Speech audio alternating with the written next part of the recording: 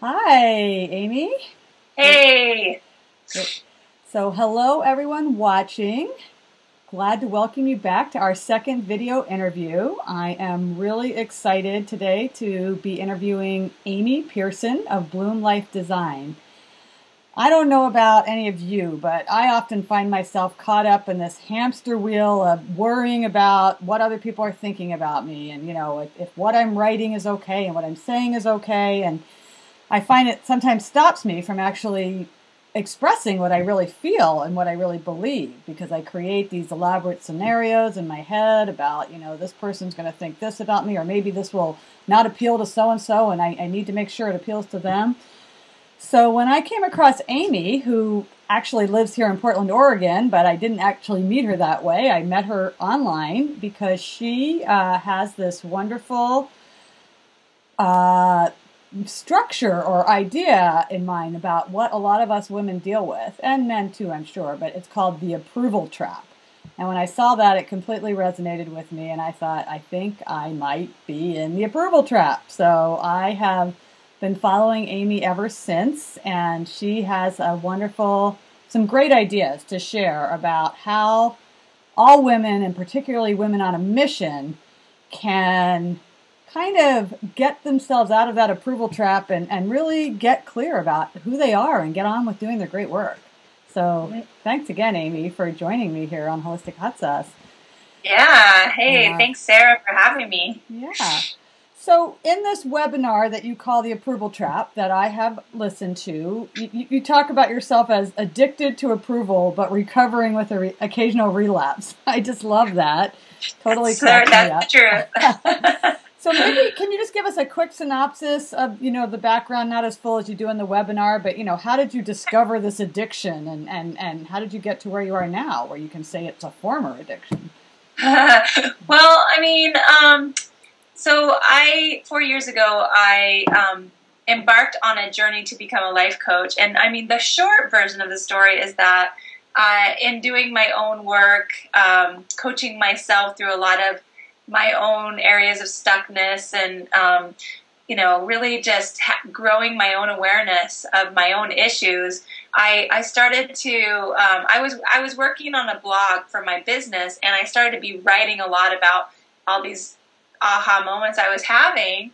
And it was really interesting because it started to become a theme, and the theme was that I was basically letting other people's opinions of me dictate my choices, my behavior, what I did and didn't do, what I did and didn't say. And because, and then as I said, it started to become a theme, and I just attached a label to it. I started by calling myself an approval addict. And the more I started to learn about myself and work through my own issues, the more I saw that it also impacted my ability to grow a successful business, because I'm a solo entrepreneur. And so I started to talk about it as the approval trap.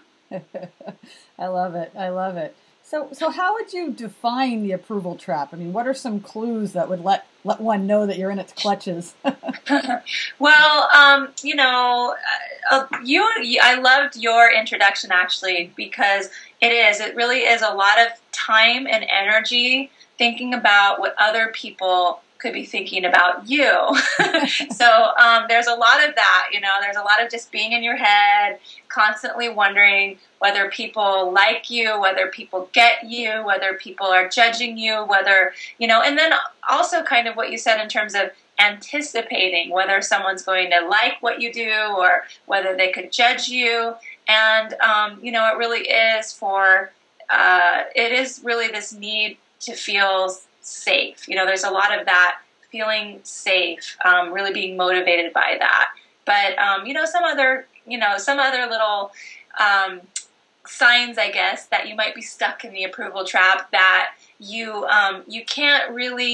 don't feel a lot of intimate connection with other people, because you tend to put on a facade or some kind of persona, because you think that might be more desirable than showing people the real you. The catch-22 is that in putting on a facade that you think is more desirable, you never really create a lot of intimacy in your relationships.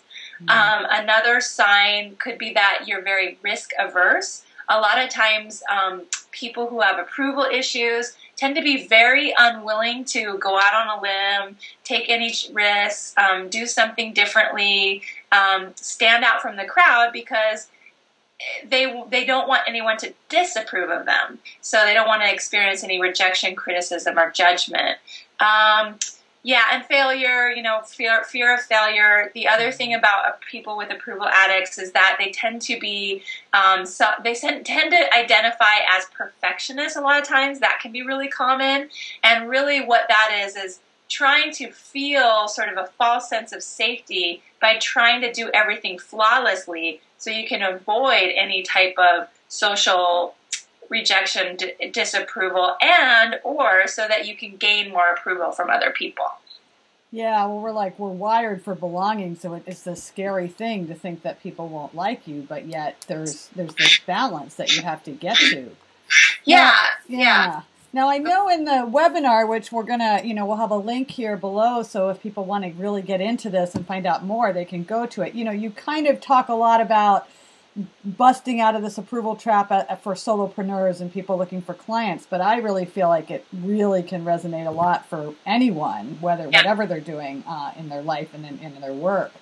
Yeah. So do you think that that's true? Like, in addition to magnetizing ideal clients, you can magnetize the people you want to hang out with or the creativity you want to have in your life or things like that? Yes, absolutely. I think you just hit the nail on the head when you said we're wired to want to feel that sense of belonging. And that's really natural. It's not frivolous. It's not something extra. I mean, we as human beings, we will get sick if we don't get then enough of that sense of belonging. What happens is we tend to sacrifice who we are for a false sense of belonging.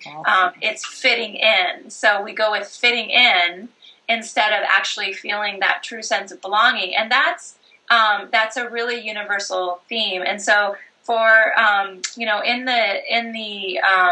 the free training that I offer, I talk a lot about how we can magnetize to us the people we were meant to serve by allowing ourselves to be seen, allowing ourselves to be who we really are by dropping the approval trap. But really that goes for, just feeling a sense of belonging in general, just getting closer and more intimate in our relationships in general.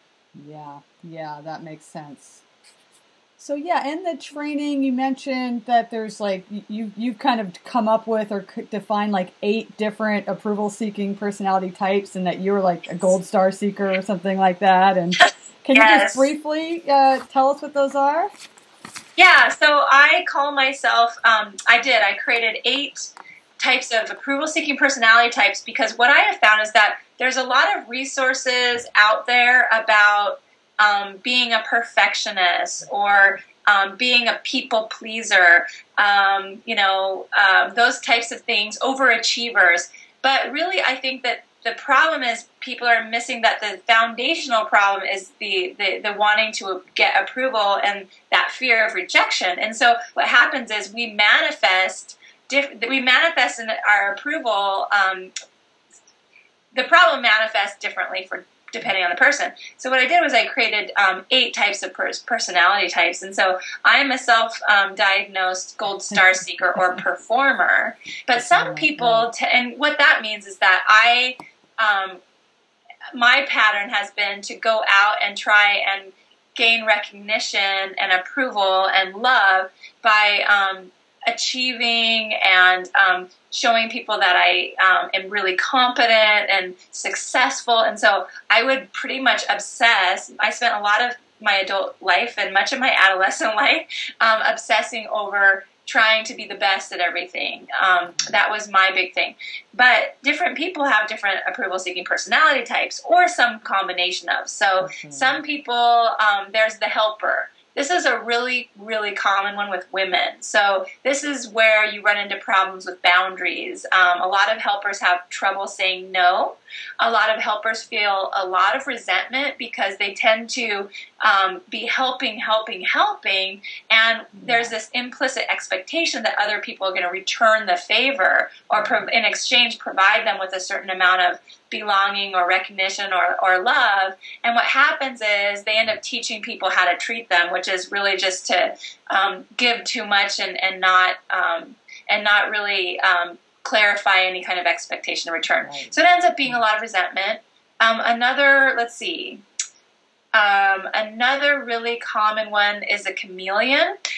Chameleons are really good at changing their speech or their what they say or their opinions or even how they look, depending on who they're with.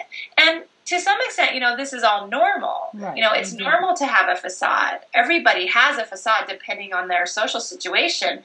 But when it starts to become not so helpful is when we disconnect with who we really are. And a lot of my clients put so much energy and time into their facade or their persona that they don't even, if you ask them what they want in the moment, they don't know. They don't have a clear sense of what they're passionate about, even where they'd like to go to dinner.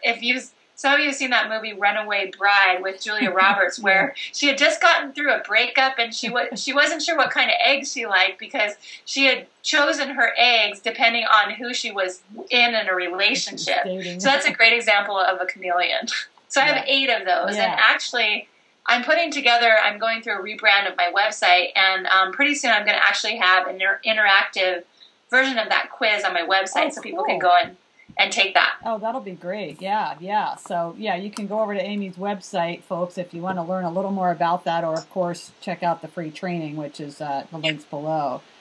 So, so that was one of my questions, but I think that would be something you get more in the training about. It seems like you would fit more. Sometimes you would feel like you fit more than one type. Yeah, and that's totally true. And it also depends maybe on, for some people, on where they are in their life, or it can also just be a combination. So really it is really just an awareness tool, because awareness is really the first step to change. That's always it, that noticing. Now, I'd love to hear just a little bit about how your life has changed now that you kind of got into this recovery phase and you're no longer, living on a facade all the time. I mean... Yes, great question. Well, before I really had this awareness, I kind of joke that a lot of us are familiar with what Oprah says about the brick hitting us in the head, or I think she says life tries to get our attention, and at first it starts out as a whisper, and then it gets louder.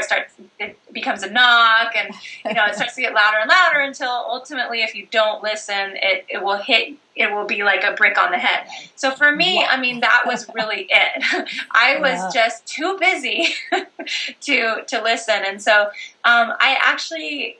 As I said, most of my adult life I had spent so much time and energy in erecting this persona of really likability, perfection, success. And so, by all outside standards, everything looked great. And this is really common.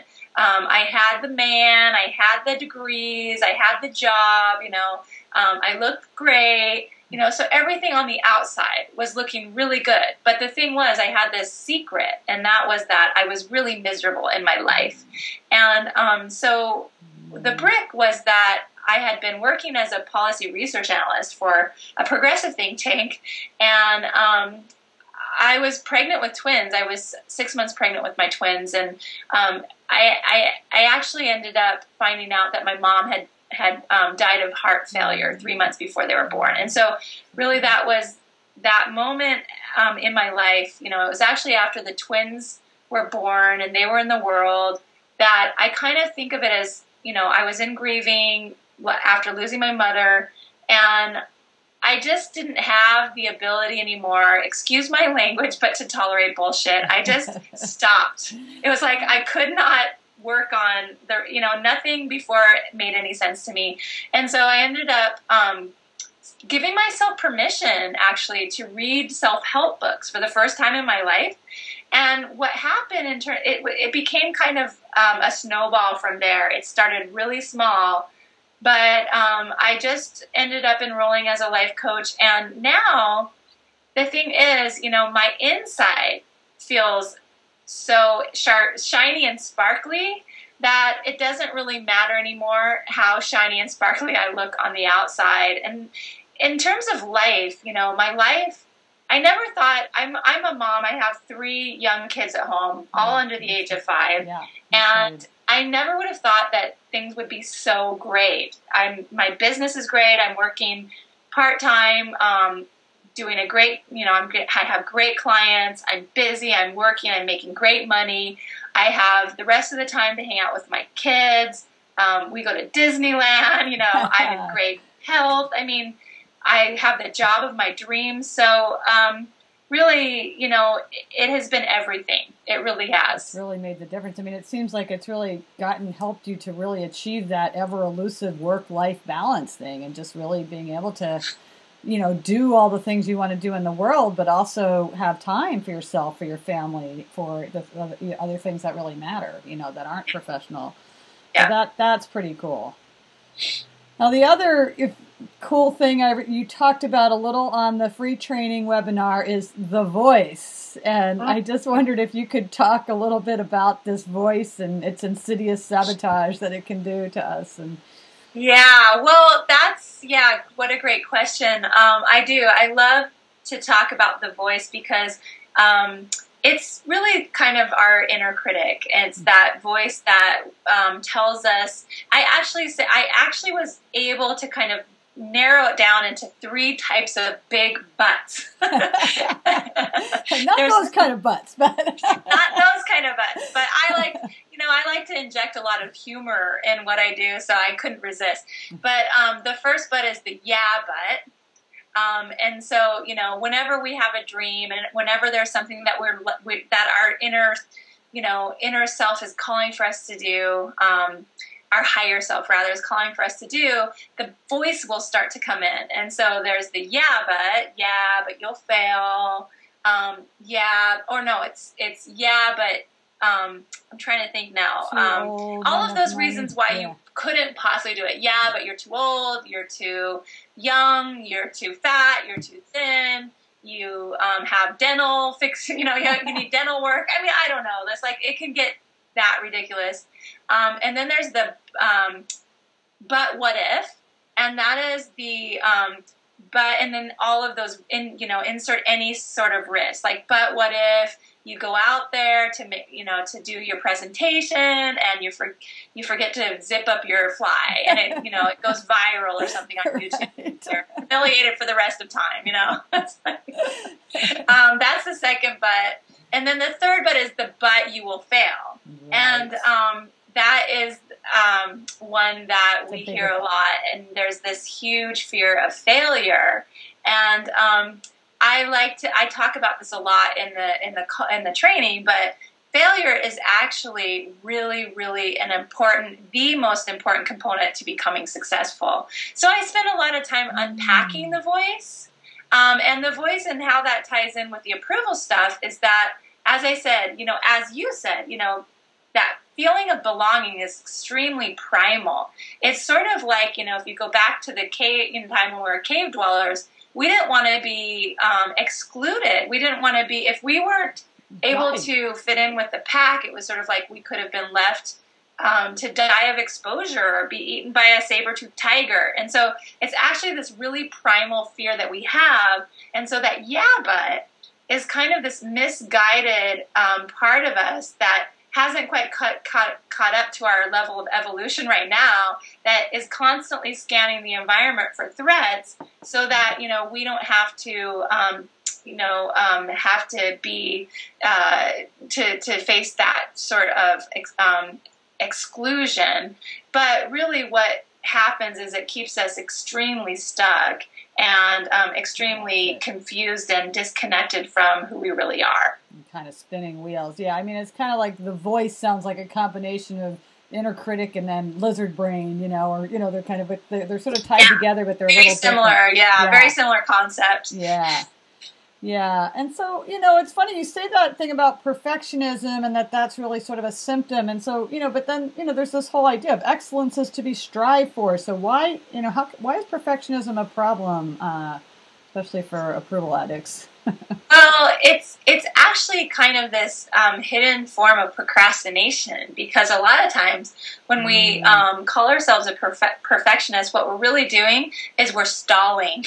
We are trying to get it so right that what ends up happening is we never end up doing anything at all. And really, that's a really sneaky way that a lot of us tend to avoid even facing our fear of disapproval, rejection, the possibility that we might not be getting the kind of social approval that we want in order to belong. And so it's kind of this really sneaky way that if we can just, get it perfect, we never end up having to actually do it. And then we don't have to actually face why we're trying to stall in the first place, which is really this this fear of disapproval. Right. And back to the voice, and fear of the failure and fear of, not being exactly right. Yeah. So one thing that I wonder about, I'm always, I do try to challenge myself to let go of this, attachment to what people think. And I'm more successful when it's kind of like this amorphous people, like, whoa, what will people think? Oh, well, I don't care. I'm my own person. But then when it becomes like people that I really respect or care about, and if I feel like that they're not approving of what I'm going to do, then I get way more tied up and messed up. And I'm wondering if you have any tips for that kind of thing when people, those people who are near and dear to you. Well, I call that's actually, you just described a certain approval-seeking personality type. Oh. That would be a hero worshiper. Oh. Gets really stuck around, trying to get the approval or avoid the disapproval of someone they respect or admire.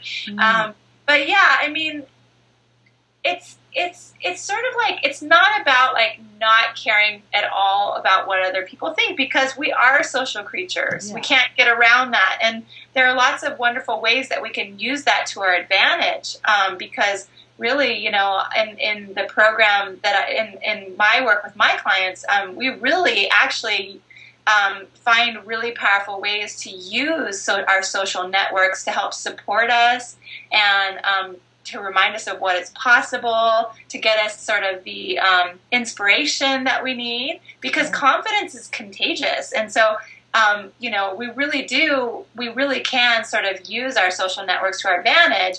So, of course, we're going to care what people think, and that's fine. But I love one of the authors I love to read is Brene Brown, and she talks a lot about very similar types of issues. But she says that, I don't remember exactly how she says it, but she talks about how if you're not in the arena with me, if you're not demonstrating the same kind of willingness to be vulnerable, willingness to show who you really are, willingness to face your fears but go anyway in honor of your authentic self, then your opinion really doesn't matter. But, there are lots of times, I think it really becomes about sort of becoming more resilient towards feedback, because a lot of times when we're stuck in the approval trap, we can't even deal with feedback, because a lot of times we make that mean that something is wrong with us. Right. And it brings out sort of, I call it the negative shame spiral. But when you can be more resilient and you can really adjust your mindset, you can really start to use feedback in a really powerful way to help you to reach your goals. Wow. So hopefully that was helpful. Yeah, no, that is helpful. And interesting that is one of the types, the hero worship. I guess that's definitely part of my type for sure. Yeah, it is for me too. Yeah, yeah. So what's the other side then of the approval trap? I know you have the free training, and then there's a whole program, and there's, you've talked about a 6-step blueprint. Can you briefly share the steps or some kind of clue here on, Yeah, so the other side of the approval trap. So one of the things that I learned when I was doing a lot of my own inner work and working with clients through the approval trap is that being stuck there is all about staying comfortable. Because as long as you don't have to take risks, as long as you don't have to make mistakes, as long as you don't have to be vulnerable, you can't control, as long as you're not, trying to control other people's opinions of you, then basically it's all about kind of staying within this certain realm of comfort. And the other side of the approval trap is really about what I call radical authenticity, because it really is kind of this willingness to be you, uncensored. Right. And what that means, and the reason that I call it radical authenticity is because the results tend to be pretty radical. Every individual is different, but what happens is, women, I call this, a lot of my work is for women on a mission, because women on a mission have always had this inner sense of calling. Yeah. Like they've always wanted to make an impact in their own unique way. And that's what radical authenticity is. It's this willingness to be you, uncensored. And so, radical authenticity often entails upending genres, changing the way people think about things, changing the conversation, making waves, being willing to say something that will somehow shift say or do or create something that in some way shifts the way we see the world. And, sometimes it does bother some people. Yeah. But the people that we do reach, the people that we do serve, are healed, inspired, or changed for the better in some way. Yeah. So that's what, I think a lot of us feel that pull, and we kind of know that, you have to kind of let go of this, approval addiction to get there, to get to this type of authenticity. But that's the part that I think is difficult for a lot of us approval, addicts. It's scary, it's really, and so that's, I guess, kind of what your program, that your full program is about. I know it's called Be Brazen. Yep. And I just, I love that word brazen. I'd love to know how you came up with it, because it sort of had a negative connotation for women, in the past. Right. So, totally. Yeah. Tell us a little bit about how you came up with it. And Sure. So, when I was talking about how we put up a facade and kind of talking about that in relation to this approval-seeking personality types, the reason that we put up a facade is because somewhere along the lines, we picked up on the idea that there was something about us that we needed to hide.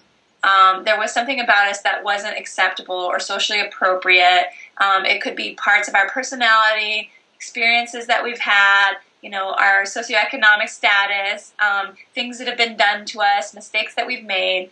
But whatever it is, we have this idea that we need to hide those parts. And really what that really points to is shame. And you can't really talk about the approval trap without really talking about shame. Mm-hmm. And so when I was looking and really exploring the opposite of the approval trap, I found a word in the dictionary that is the opposite, really embodies the opposite of shame, and that is brazen. Wow. And I think brazen is really just kind of one of those words that kind of embodies being able to be out there unapologetically you. In fact, even being a little bit brazen about that, shameless about it, and what's wrong with that? Right. Yeah, that's funny. Brazen and shameless actually go together. So, and why would shameless be a bad thing? But it did kind of get that bad connotation.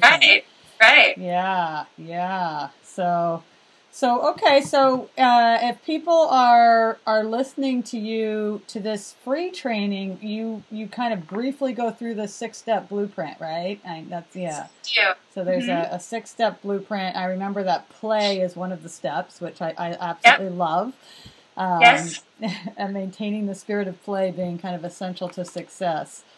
Mm-hmm. So it's amazing to me. I mean, I've always had this idea in my mind that, it's sort of almost genetic. People who have a built-in tolerance to criticism and rejection, like some people seem to sort of be like that more naturally. And I always thought, well, they just get to be like that and not everyone does. And it sounds like what you're saying is that this is something we can, this brazenness and this tolerance really to for disapproval in order to be radically authentic. We can actually cultivate that in ourselves. Yes, absolutely we can. Yes, we can. Awesome. Well, this has been great. Well, do you have any last quick tips on how we could cultivate the courage, and the boldness to take risks, to be brazen? Like any kind of quick takeaway here? Okay, well, a quick takeaway. Wow, that is a tricky one for me. Put you on the spot. Let me see. I'm sure I can find a quick takeaway up here. I'm just going to give me a second. I would definitely say that the first step, and this really points back to the 6-step blueprint, is awareness. Is just a willingness to turn towards what it is that you do, and be able to just sit with that and be honest. And the other thing is not to beat the crap out of yourself because of what you're learning. But, I think it's kind of an obvious statement, but we can't change what we do unless we know what we do. So that really is the first and the most powerful step to change. So definitely, I guess that's a great pitch for my free training, because if you go, I think that, it's been called, I've actually been told it's one of the best classes somebody said it's the best class I've ever taken, which is a huge compliment. Yeah. But it's a wonderful class full of lots and lots of great information and content, and sort of like a virtual workshop. So definitely go, because you're going to get a lot of support with the awareness piece there. Yeah. No, I found it to be, pretty incredible, and I've already listened to it, almost twice, and I'll probably be listening to it a couple more times because I do. I think you really share a lot of valuable, very, introspective, it's like, pathways to really start discovering things in yourself. So yeah, that is great. And I also love the fact, the awareness is so important, but then that piece of not beating yourself up. Once you become aware, it's like, okay, all right, so here's what I do, and, let's move forward from here, rather than, oh, I do that all the time, I'm so bad. Right. So yeah. Don't use that as a weapon against yourself. Right. Then you just keep getting stuck in it, and you keep looking outward for approval, and it's finding that approval from within. Well, great. Thank you so much once again, Amy, for being here. And and I will see you over at Be Brazen and at Bloom Life Design. All right. Thanks so much. Everybody can come find you there. Okay.